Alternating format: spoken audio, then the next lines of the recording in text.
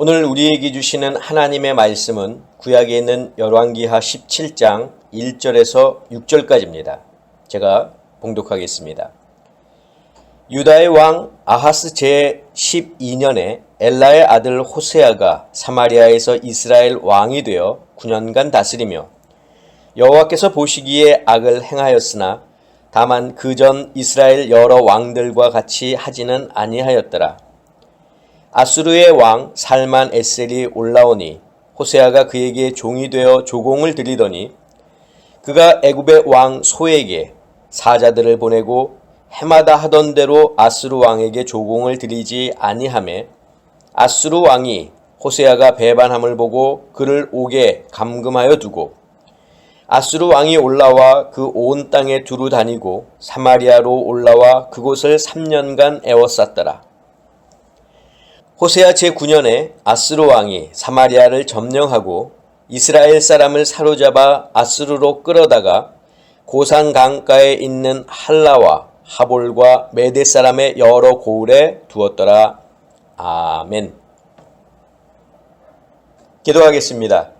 사랑의 아버지 하나님 감사합니다. 오늘도 저희들을 부르셔서 또 저희도 주님 앞에 나왔습니다. 이 시간 주님의 말씀을 듣고자 하오니 우리 주님께서 저희와 함께하여 주시고 말씀 가운데 역사하여 주시옵소서. 예수 그리스도의 이름으로 기도하옵나이다. 아멘. 사랑하는 성도 여러분, 지난 한 주간 주님의 말씀 기억하시고 또 실천하셨습니까? 우리가 하루하루 살아갈 때 항상 하나님의 말씀을 내 마음 가운데 새기고 그 말씀에 순종하는 저와 여러분들이 되시기를 부탁을 드립니다. 자, 지난주에 말씀 잠깐 돌아보면 유다의 왕 요담의 아들 아하스가 20세의 왕이 돼서 16년간 나라를 다스렸지만 여호와 보시기에 정직히 행하지는 않았습니다. 아하스는 이방 사람의 가증한 일을 따라서 아들을 불에 태워 제물로 드리는가 하면 산당 또 작은 산 우거진 나무 아래에서 제사를 드렸습니다. 아람과 북이스라엘의 연합군이 쳐들어왔을 때에는 선지자 이사야의 말을 듣지 않고 아스루 왕 디글랏 빌레셀에게 많은 금과 은을 주며 도움을 청하기도 했고요.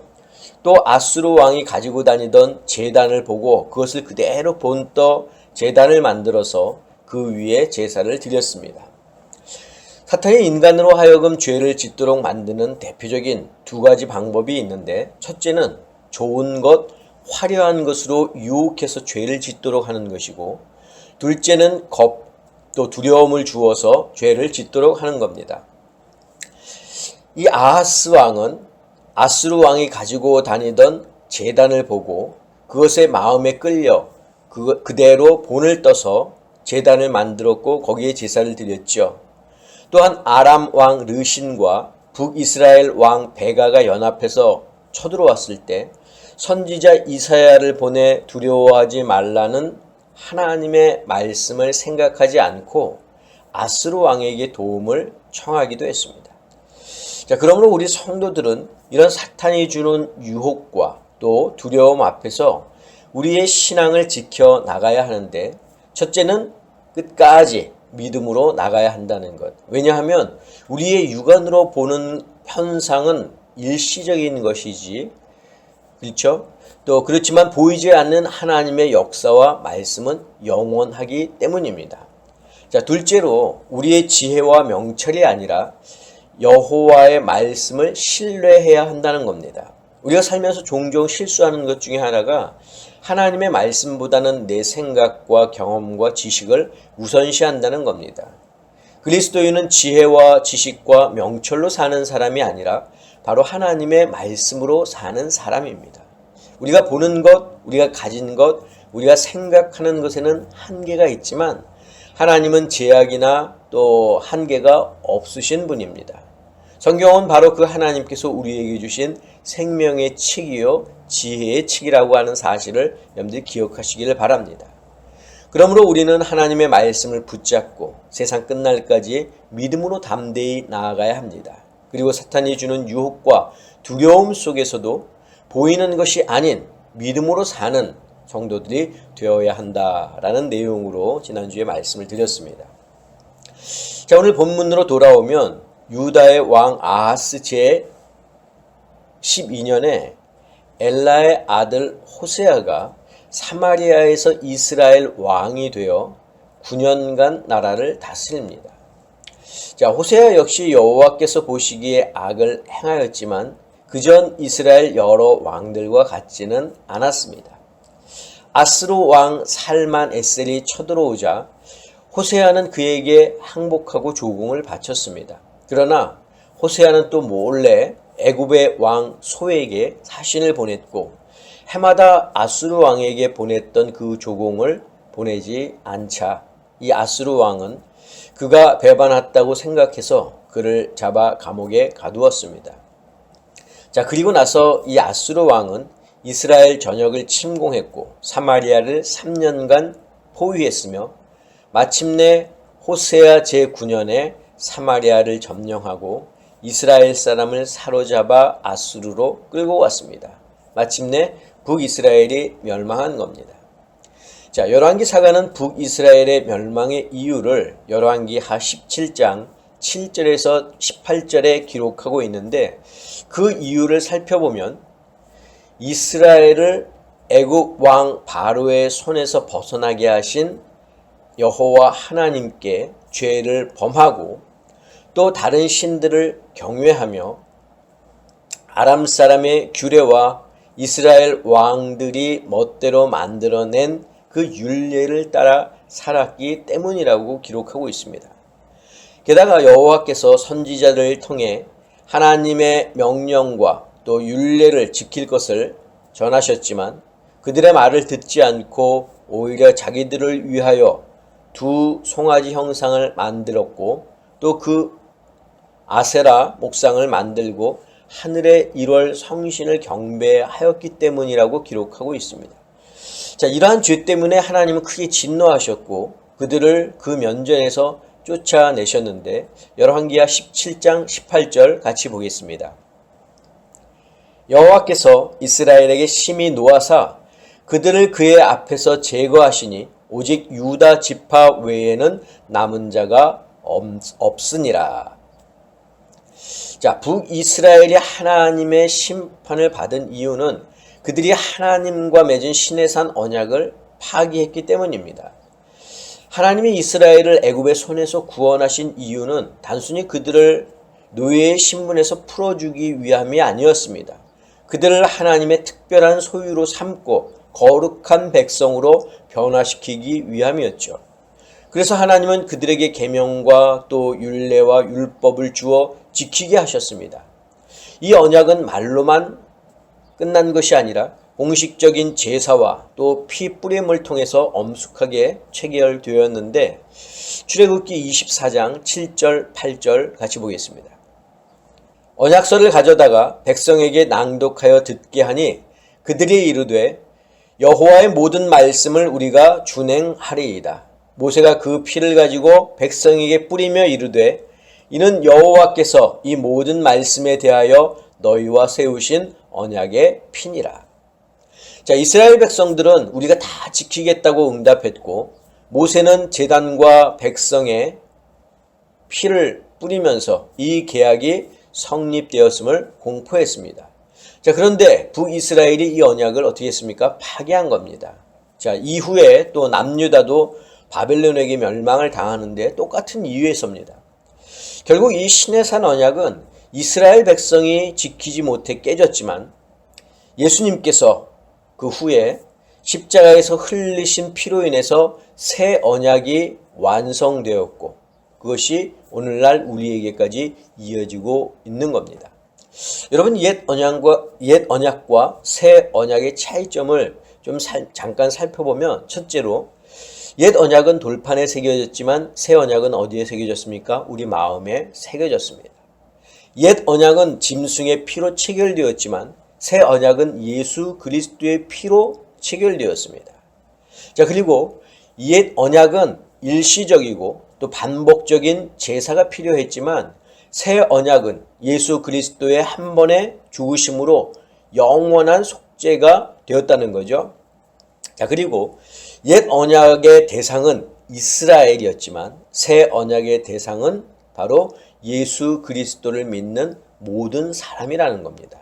자, 마지막으로 옛 언약은 인간의 연약함으로 깨졌지만 새 언약은 예수님의 신실하심으로 영원히 유지가 된다는 겁니다. 자, 옛 언약과 새 언약의 차이에서 본 것처럼 북이스라엘이 아수르에 의해 멸망당한 것은 하나님과 맺은 언약을 파기했기 때문입니다. 자, 언약의 파기가 하나님의 심판으로 이어진 거죠. 하지만 새 언약에 따르면 하나님의 심판은 내가 하나님의 말씀과 율법을 지켰네, 못 지켰네, 여기에 달린 것이 아니라 내가 예수 그리스도를 믿느냐, 그렇지 않느냐에 달렸다는 겁니다. 심판의 기준이 율법의 지킴 여부에 있는 것이 아니라 예수 그리스도를 믿는 믿음의 여부에 달렸다는 겁니다. 자, 그렇다면 내가 하나님을 믿는다, 예수 그리스도를 믿는다라고 말할 때 그것은 무엇을 말하는 것일까요? 물론 내가 입술로 하나님을 믿는다고 시인하는 것이 될 수도 있고 내 마음으로 고백하는 것이 될 수도 있습니다.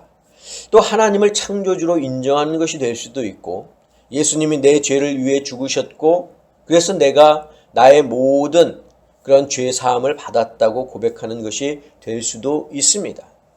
여러 답들이 있겠지만 저는 오늘 그 답을 하나님을 나의 주인으로 인정하는 것이라고 말씀드리려 합니다. 이스라엘은 하나님과 언약을 맺으면서 하나님의 말씀과 율법을 지키겠다고 맹세했지만 그들은 하나님과 우상을 겸하여 섬겼습니다. 영적인 간음을 범했던 겁니다. 자, 그것은 하나님을 믿은 것이 아닙니다. 자기들의 편의에 따라 신을 선택한 겁니다. 이럴 때는 하나님을 믿었다가 또 저럴 때는 우상을 섬겼다. 그것은 하나님을 믿었다고 할 수 없습니다. 하나님이 주신 계명에도 어긋납니다. 자, 하지만 내 삶의 주인을 우리가 하나님으로 인정한다면 우리에게는 다음과 같은 모습이 나타나게 되는데 어떤 모습이 나타나게 되느냐? 첫째로 순종하는 모습이 나타난다는 겁니다.